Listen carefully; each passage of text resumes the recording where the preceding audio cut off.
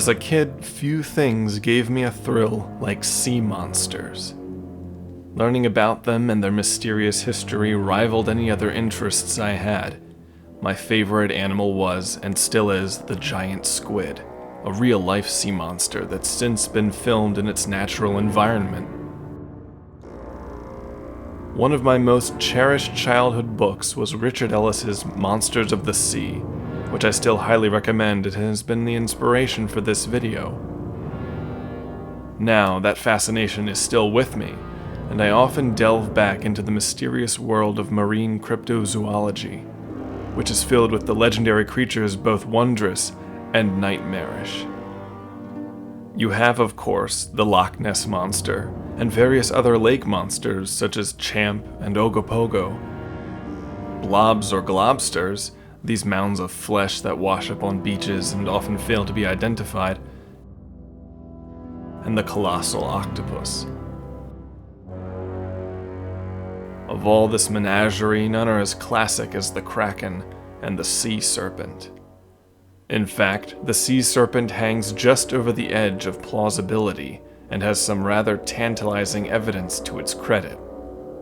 The sea serpent has been in mythology, folklore, and sailors' tales for thousands of years, and some of the most compelling stories featuring cryptids concern these aquatic reptiles. None so interesting or corroborated as in the case of the Gloucester Sea Serpent.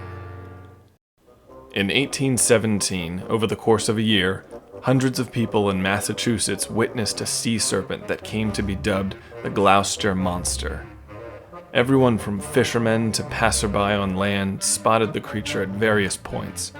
At one time, the captain of a whaleboat plunged a harpoon into the beast, which dove under and eventually pulled loose. A description of the serpent was given by the Boston Sentinel. He is at least 80 and more, probably 100 feet long, and nearly the size of a flour barrel at the widest place. He does not wind laterally along, as serpents commonly do, but this motion is undulatory, or consisting of alternating rising and depression, somewhat like the motion of a caterpillar. Captain Beach, who appears to have examined him very often, and sometimes in favorable situations, says his head is the size of a common bucket. He has seen him with his mouth open, his underjaw and teeth like a shark's, his head round, with apparently very thick scales, and its whole appearance very terrific. Further solidifying this testimony are 9 affidavits collected from Gloucester and Boston. One of these corroborated that the movement of the creature was vertical and like a caterpillar. The Gloucester Sea Serpent was so accepted as having been real that it was even described in an 1834 book titled Natural History of the Order Cetacea. It would seem that something substantial was observed and convincingly reported on off the coast of Massachusetts.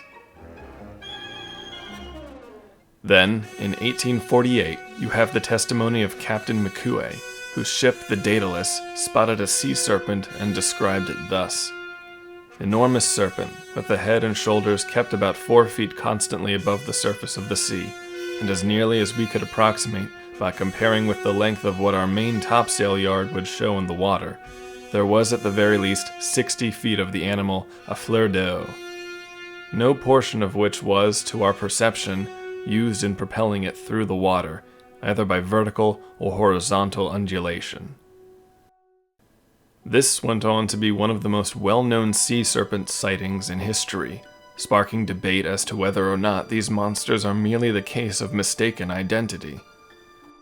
This was certainly the case in 1977 when a Japanese fishing boat supposedly caught some kind of prehistoric monster, which turned out to be the decomposing carcass of a basking shark. Wishful thinking and disappointment make up the tug-of-war that seems to constantly plague cryptozoology. However, there is no reason to give up hope, and often the most obvious evidence is overlooked. Take, for instance, the Cadburyosaurus, a creature that had been sighted many times since the 1930s. Canadian zoologists Paul LeBlanc and John Sibart gathered many testimonies of people in the Vancouver area. Cadburyosaurus gets its name from Cadboro Bay, and is described as having a horse-shaped head, a long body covered in a fine hair, and fins on its tail. However, what sets this sea serpent aloof from practically most other such cryptids is that there are multiple photos of it. These are of a creature taken from the belly of a sperm whale. The head seems horse-like, there is the finned tail, and even a flipper, so it would certainly account for it being identified as a caddy. Indeed, these series of photos have been the main source of evidence touted for the existence of Cadburyosaurus as a new animal. The specimen in the photos is supposed to exist somewhere, but unless it turns up and is revealed to be a caddy, it's a plain target for skeptics. Whatever its true identity, the hunger for the hidden, the strange, the sense that there are things we don't know about which touch our world briefly now and then, propel us to assume they must exist. And that's where I want to shift gears. If this were a zoological or scientific channel, I'd probably go on to explicate the various evidence and theories that debunk the Cadburyosaurus or the Daedalus serpent, but I won't. I want to present the legends, the myths and the encounters, and let only the mystery and wonder remain. If you want to know more, then by all means research these creatures until they are transformed back into whales or sturgeon.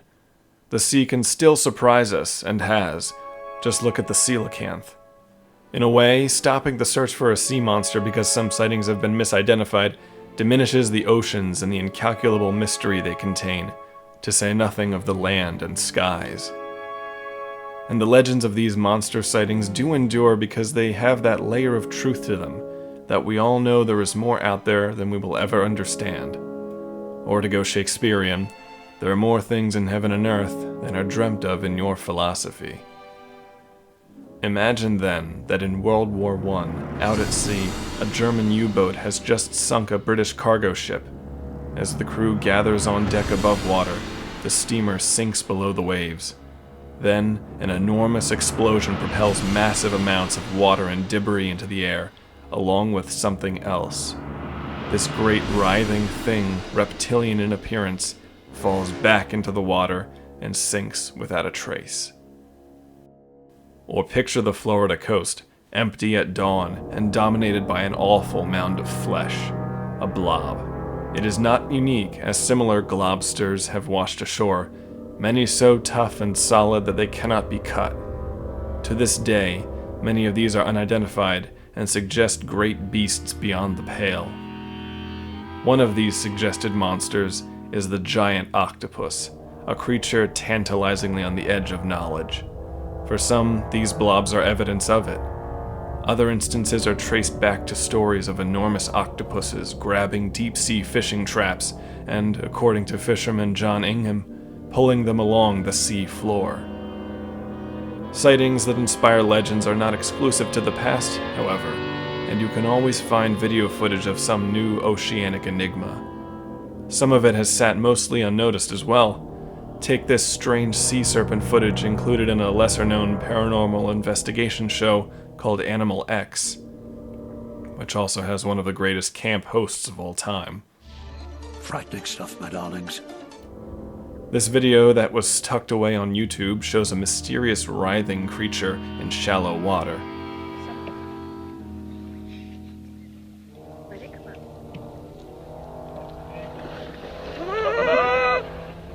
What is that? Go, I don't... No doubt creation still waits to divulge more wonders. If these creatures do exist, it may be that they are on the cusp of extinction, and they will one day be to us as the dragons of land are now. But as I've said before, mystery, and especially mystery of the ocean, is best left alone, until hopefully we're given another glimpse. And any glimpses of creatures at the edge of their realm will inspire wild tales in ours simply because the border between those worlds is dark and forbidding. Finally, I deny the existence of excitement or the possibility of optical illusion. I adhere to the statement as to form, color, and dimensions contained in my official report to the Admiralty, and I leave them as data whereupon the learned and scientific may exercise the pleasure of imagination until some more fortunate opportunity shall occur of making a closer acquaintance with the great unknown.